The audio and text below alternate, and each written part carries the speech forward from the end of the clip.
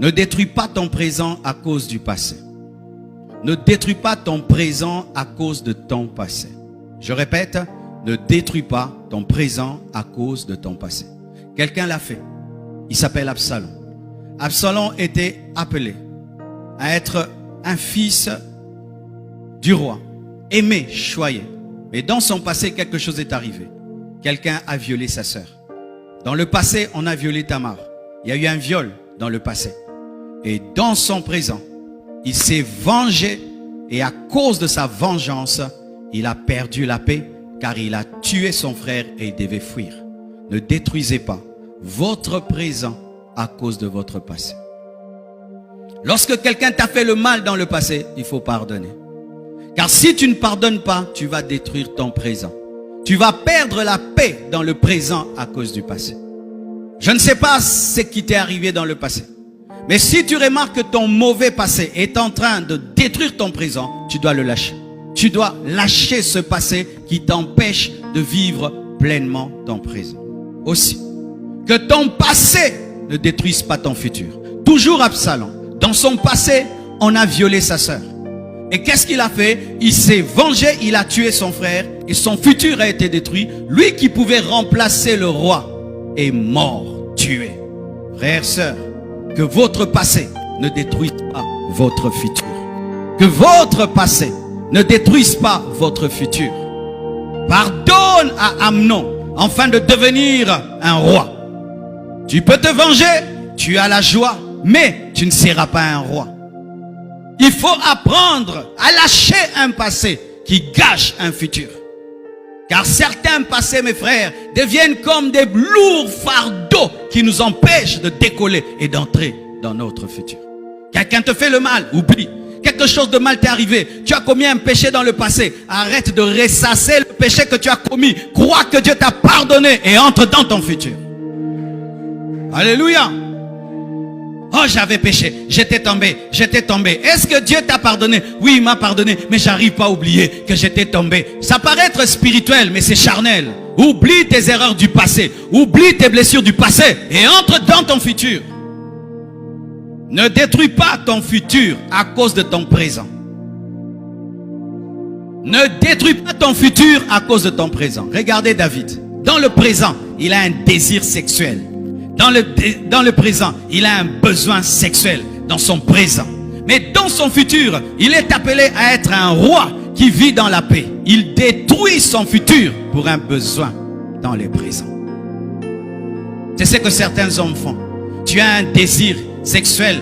Et puis, parce que tu as un besoin, j'ai un besoin. Tu oublies que tu es un père de famille, tu oublies que tu es un grand politicien, tu oublies que tu es un leader, tu oublies que tu as des projets, tu oublies le futur pour le présent.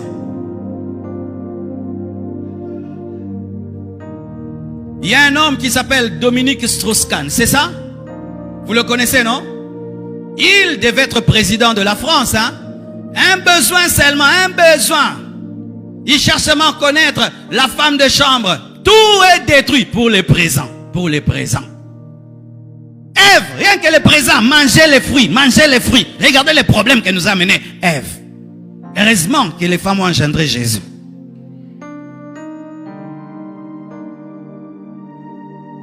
Mais, là où David a péché, Joseph a tenu.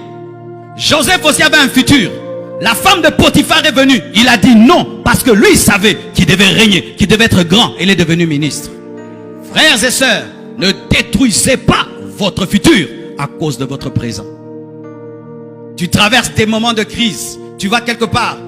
Demandez l'aide. Et là-bas, si tu veux que je t'aide, je dois coucher avec toi. Si tu veux que je t'aide, je dois coucher avec toi. Toi, tu regardes le présent. Ça va. Il va régler. Tu vas régler un problème dans le présent et créer un problème dans le futur. Écoutez-moi, écoutez-moi. Chaque fois que tu vis un besoin dans le présent, vérifie toujours si la résolution de ce besoin ne va pas affecter ton futur. Si ça va affecter ton futur, ne le résous pas. Ne le résous pas. Ne résolvez pas des problèmes qui deviendront des grands problèmes. Ne détruis pas ton futur à cause de la faim dans le présent. À cause d'un manque d'habits. À cause... Non, ne le fais pas. tu vas dans le monde de ténèbres parce que tu veux l'argent dans le présent. Et on te donne l'argent dans le présent. Mais dans le futur, tu devais vivre 70 ans. Tu vas vivre 50 ans. Tes enfants seront des fous. On te donne l'argent dans le présent. Mais dans le futur, tu as des fous comme enfants. Ça, c'est une solution. Ne détruis pas ton futur à cause de ton présent. Ne détruis pas non plus ton présent à cause de ton futur. Comment ça, pasteur? Est-ce qu'un homme peut détruire son présent à cause de son futur? Oui. Oui. Mes frères et sœurs, Jésus, lorsqu'il est venu sur la terre et que le diable l'a tenté, il lui a dit quoi? Jette-toi, parce qu'il est écrit à ton sujet que Dieu enverra des anges pour te protéger. Et donc, comme tu as un futur de protection, mets-toi en danger.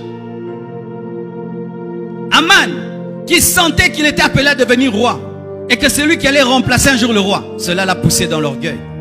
L'orgueil, je vais devenir bientôt le roi. Il est ministre, je serai le roi, je serai le roi. Et quoi? Il veut qu'on l'adore. Pourquoi? Parce qu'il sera grand.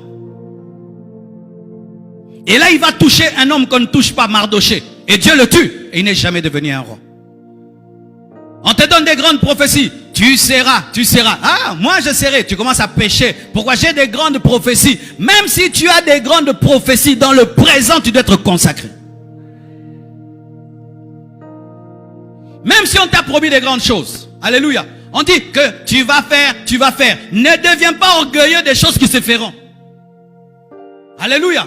C'est comme là, je dis à des pasteurs, je vais t'envoyer en Angola, je vais t'envoyer au Cameroun, je vais t'envoyer. Mais tu n'es pas encore envoyé. Mais maintenant, tu t'enorgueillis que tu seras envoyé. Vous voyez ce que les gens certains font? Il sera envoyé, il n'est pas envoyé, mais il est orgueilleux d'être envoyé bientôt. Mais tu n'es pas encore envoyé. Demain, je vais te donner 10 000 $. Maintenant, à la maison, tu commences à gifler tout le monde. Mais oui, il y a des hommes. Ils commencent un travail, on ne l'a pas encore payé. On le payera à la fin du mois. Maintenant, il a déjà une promesse de salaire. Maintenant, il commence maintenant à se venger contre sa femme. Il a une promesse de salaire. Il prend des dettes.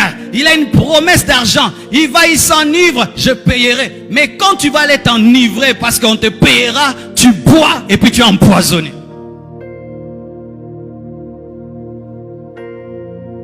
Je vais aller en Europe. Et tu commences à insulter tous les Congolais. Alléluia. Tu commences à insulter le Congo. Tu commences à insulter le Congo. Et tu ne sais pas qu'un jour, tu reviendras à cause du corona. Ne détruis pas ton futur, ton présent à cause de ton futur. Quelle que soit la gloire qui arrive, sois humble. Sois humble, sois humble. Ne vis pas dans la prodigalité parce qu'une bénédiction arrive. Ah, donnez, on va me payer. Donnez, on va me payer. Donnez, on va me payer. Tu vas prendre des choses qui dépassent ton salaire. Ne détruis pas ton présent à cause de ton futur. Que ton passé te fortifie dans le mauvais présent.